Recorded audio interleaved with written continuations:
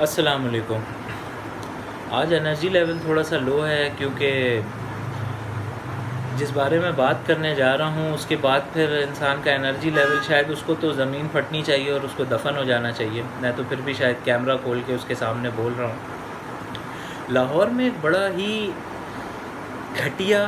اور افسوسناک قسم کا واقعہ پیش آیا ہے، اور اس سے بھی زیادہ افسوسناک بات یہ ہے کہ اب بھی کچھ لوگ،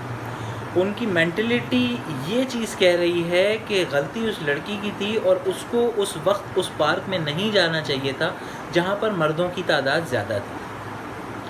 تھوڑی دیر کے لیے ہم بھول جاتے ہیں اس لڑکی کو، وہ کسی کی بہن کو اور کسی کی بیٹی کو۔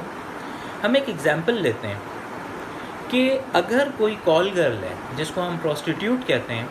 اور وہ روڈ پر جا رہی ہے اور اس کی مرضی شامل نہیں ہے،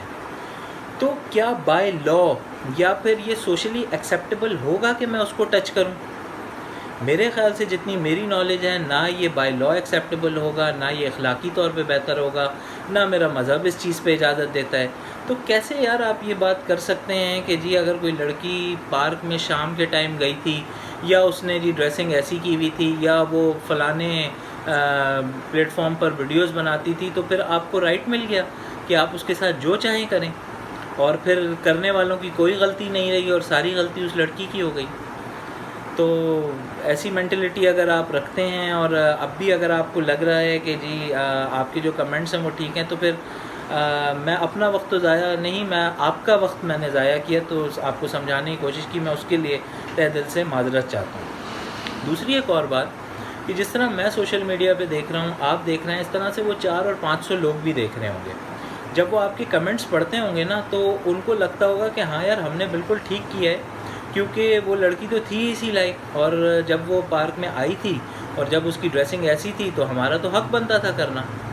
تو جب ان کی اس طرح سے حوصلہ افزائی کی جائے گی نا، تو پھر اللہ نہ کرے اس طرح کے انسیڈنٹس اور بڑھتے ہیں۔ اور آج وہ کسی اور کی بہن تھی، کسی اور کی بیٹی تھی، ہو سکتا ہے کل کو وہ آپ کی بہن ہو، یا ہو سکتا ہے کل کو وہ میری بہن ہو۔ تو جب اپنے الفاظ کا آپ چناؤ کرتے ہیں تو اس میں ذرا خیال رکھا کریں، اور بولنے سے پہلے یا تو سوچ لیں کہ آپ کیا بول رہے ہیں، اور اگر نہیں سمجھ آ رہی یہ بات، یا پھر جو ہے آپ نے فضول بولنا ہے، گھٹیا ہی بولنا ہے، تو پھر اس سے بہتر خاموشی ہے۔ میری بات آپ لوگوں کو شاید بری لگے، خاص طور پہ ان لوگوں کو تو ضرور بری لگے گی جو اس طرف کی فیور میں ہیں، ٹھیک ہے؟ اور میرے پاس الفاظ نہیں ہیں کہ انسان اور جانور میں فرق کیا ہوتا ہے۔ اللہ نے ہمیں اشرف المخلوقات بنایا، تو ایک وہ جانور جو بغیر کنسنٹ کے کسی کے بھی پیچھے کچھ بھی کرتا ہے، اور پھر ایک انسان بھی یہی کہہ رہا ہے کہ جی وہ تو لڑکی کی غلطی تھی کیونکہ وہ اویلیبل تھی، اور اس کی مرضی نہ ہوتے ہوئے بھی ہم جو چاہیں کریں۔ تو پھر مجھے نہیں سمجھ آ رہا کہ یہ جو اللہ نے ہمیں اتنا بڑا رتبہ دیا تھا، یہ اس کا ہم نے کیا ڈفرینس رکھا؟ میرے خیال سے پھر وہ جانور شاید ہم سے کہیں نہ کہیں بہتر ہو گیا، کیونکہ کم از کم وہ